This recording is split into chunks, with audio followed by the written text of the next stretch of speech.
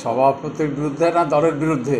সভাপতি, বিশেষ করে সভাপতির বিরুদ্ধে। হ্যাঁ, দুই জেলার সভাপতি, সাংগঠনিক যে দুই জেলার সভাপতির বিরুদ্ধে ক্ষোভ। তিনি বলছেন যে তারা কলকাঠি নাড়ছে, এবার কলকাঠি যদি না বড়া বন্ধ করে 15ই আগস্টের পর থেকে আমিও এবার ময়দানে নেমে আমিও কলকাঠি নাড়বো, তখন দল যা বুঝবে বুঝবে।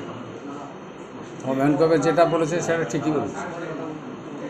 তাহলে কলকাঠি নাড়া চলছে, এটা আপনি স্বীকার করেন? 100 বার সব জায়গাতেই চলছে।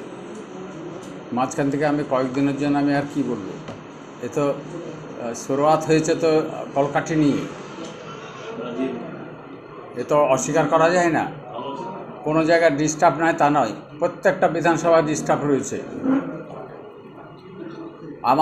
আমার হরিয়ের পাড়ায় ছিল না, সেখানেও ডিস্টার্ব আরম্ভ হয়ে গেল। সব মিলেজুলে যারা ক্ষমতায় থাকে তারাই যদি করে, তারা কিছু করে নাই। আমি 2009 সালে এই পার্টিটা করেছি, তখন পার্টি ঝান্ডা ধরার লোক ছিল কম, ঠিক আছে।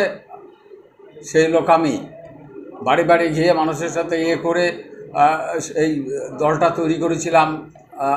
আমাদের নেত্রী মমতা বন্দ্যোপাধ্যায় তখন আমাকে দায়িত্বটা দিয়েছিল 2009 সালে।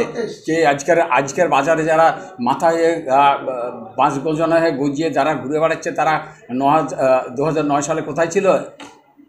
হ্যাঁ, কে এলো 17 সালে, কে এলো 18 সালে, কে এলো 14 সালে, এসে তারা হয়ে গেছে নাকি? আমি 16 সালে যখন বিধায়ক হলাম তৃণমূল কংগ্রেসের, তখন সেই মুহূর্তে মানে 4 জন, আমরা 16 সালে 4 জন জিতেছিলাম, একদম ঠিক। হ্যাঁ, তৃণমূলের কোনো সিম্বল গ্রামে পাড়াতে বাড়িতে কেউ জানতো না, কোনো লোক সিম্বলটা নিয়ে পছন্দ করতো না। 2026-এর আগে যেভাবে দলে বিভিন্ন যে দ্বন্দ্বে একদম জর্জরিত দল, যেমন ধরুন 21শে জুলাই সভামঞ্চ থেকে নওদায় ওখানে হাবিব মাস্টার তিনি কথা বলছেন, জেলা পরিষদ তিনি শিক্ষা কর্মাধ্যক্ষ শফিউজ্জামান, একইভাবে ভরতপুরে হুমায়ুন কবির। এই দ্বন্দ্ব আপনি সামলে, গোষ্ঠীদ্বন্দ্ব সামলে, যেভাবে বলছেন হরিহর পাড়াতেও গোষ্ঠীদ্বন্দ্ব শুরু হয়েছে, করেছে এই জায়গাগুলো করছে। মদতটা কোথা থেকে পাচ্ছে? সামলে কিভাবে 2026? না, মদতটা কোথা থেকে হচ্ছে? 26-96 মদতটা কোথা থেকে পাচ্ছে সেটা তার উত্তরটা আমাকে দিন।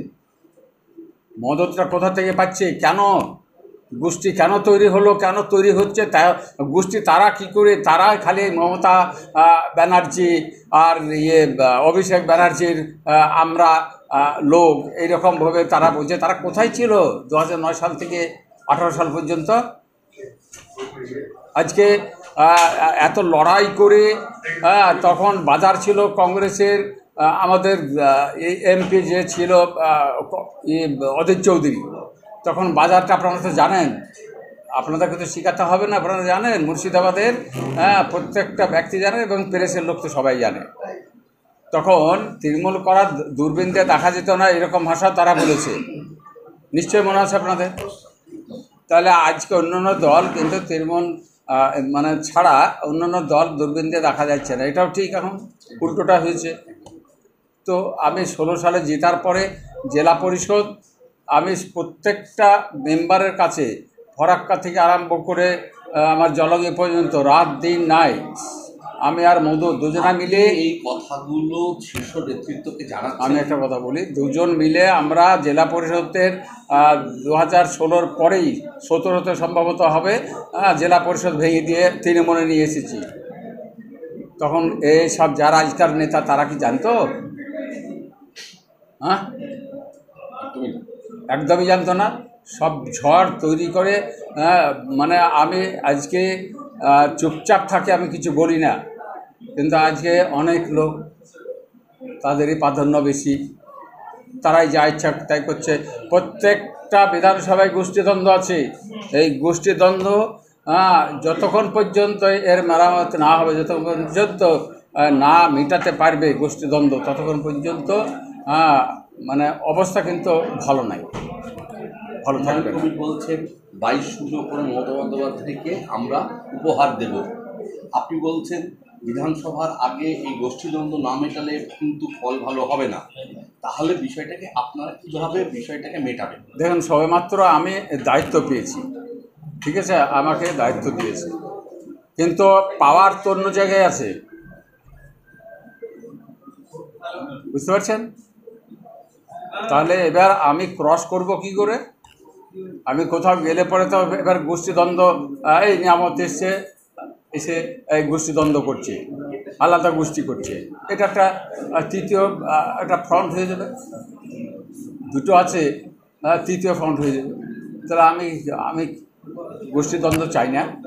হ্যাঁ, দল যেভাবে আমাকে বলবে আমি অবশ্যই দলের একদম 2009 সাল থেকে সৈনিক। আমি দলের নির্দেশ ছাড়া আমি চলব না। মমতা ব্যানার্জি আমাদের শ্রদ্ধেয় নেত্রী আমাকে দলে যোগ দিয়ে করাচ্ছেন 2009 সালে। তারপর আমার নেতা অভিষেক মহাশয় যেভাবে আমাদেরকে পরামর্শ দিবেন আমরা সেইভাবে আমরা চলব।